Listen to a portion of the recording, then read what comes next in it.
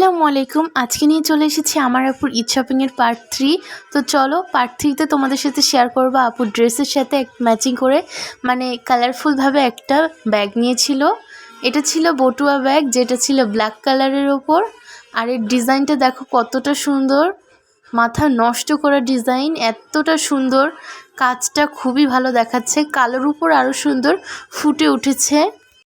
আর পিছন পাটটা কিন্তু খুবই সিম্পলের উপর ছিল, একদম কাজ করা নেই।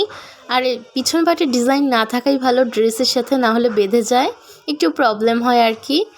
আর ডিজাইনটা দেখো খুবই সুন্দর একটা ডিজাইন। আর এই যে ফুলফিল বটুয়ার লুকটা দেখো, খুবই সুন্দর।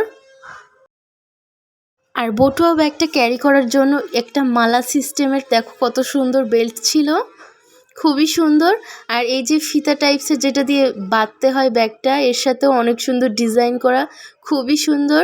তো ভিডিওটি ভালো লাগলে লাইক, কমেন্ট আর শেয়ার করো তোমার বন্ধুদের মাঝে। আজ এই পর্যন্তই, আবারও কোনো নতুন ভিডিও নিয়ে তোমাদের মাঝে হাজির হব। সবাই ভালো থেকো, সাবস্ক্রাইব করে পাশে থেকো। আল্লাহ হাফেজ, থ্যাংকস ফর ওয়াচিং। ব্যাগটা কেমন লাগলো কমেন্টস করে জানিও।